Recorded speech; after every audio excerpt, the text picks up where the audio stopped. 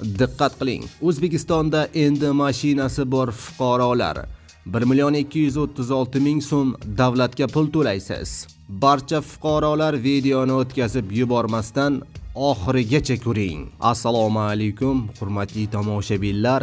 O'zbekistonda va jahonda sodir bo'layotgan eng so'nggi va dolzarb xabarlarni o'tkazib yubormaslik uchun hoziroq like tugmachasini bosib qo'yishni unutmang. Aziz do'stlar, hozir bugun 6-iyun kuni kuzatiladigan ob-havo prognozini e'lon qilamiz. Shundan so'ng esa mashinalar haqidagi sizni 1,236,000 so'm to'lashdan ozod qilishi haqidagi, ya'ni himoya qiladigan xabarni e'tiboringizga havola etamiz. Diqqat qiling. Bugun 6-iyun kunigi ob-havo prognozi. Bugun kunduzi yog'ingarchilik kutilmaydi. Faqatgina Farg'ona vodiysi viloyatlarining ayrim joylarida kunning ikkinchi yarmida qisqa muddatli yomg'ir yog'ishi momaqaldiroq kuzatilishi mumkin. Shamol 7-12 metr/sekund tezlikda esadi. Shimolda va cho'l hududlarining ba'zi joylarida 13-18 metr/sekundgacha kuchayishi, ayrim joylarda esa chang to'zonlar kuzatilishi mumkin. Harorat 30-35 daraja issiq bo'ladi. Poytaxtimizda yog'ingarchilik kutilmaydi. Shamol 3-8 metr/sekund tezlikda esadi. 10-12 metr/sekundgacha ayrim joylarda kuchayishi mumkin. Ayrim joylarda chang to'zonlar kuzatiladi. Poytaxtda havo harorati 32-34 daraja issiq bo'ladi. Respublikaning tog'oldi va tog'li hududlarida ba'zi joylarda yomg'ir yog'adi, momaqaldiroq kuzatiladi. Sel suv toshqin hodisalari ham yuzaga kelishi mumkin.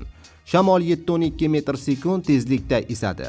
Ayrim joylarda momaqaldiroq paytida 13-18 metr/sekundgacha kuchayishi mumkin. Tog'li hududlarda havo harorati 18-23 daraja issiq bo'ladi. Diqqat qiling, agarda endi rolda harakatlanish vaqtida telefondan foydalansangiz 1,236,000 so'm jarima to'laysiz. Rolda harakat qilish vaqtida telefondan foydalanish endi jarima bilan yakunlanadi. Telefonni shunchaki qo'lda ushlab tursangiz ham yoki navigatsiyani sozlayotgan bo'lsangiz ham jarima yozilish xavfi, ya'ni kameralar tekshiradi. Radarlar esa telefonga ham jarima yozishni boshladi. Ko'p haydovchilar buni hali bilishmaydi. Avvalgi bu kameralar faqatgina xavfsizlik kamarini tekshirar edi. Endi esa telefondan foydalanish holatlarini ham aniqlaydi. Farqi yo'q, telefon orqali gaplashasizmi yoki shunchaki qo'lingizda ushlab turasizmi, baribir jarima yoziladi. Yana bir muhim jihati shuki, intellektual tizim haydovchilik guvohnomasidan mahrum etilgan holda rolga o'tirgan haydovchilarni ham aniqlash imkoniyatiga ega, deyiladi ma'lumotda.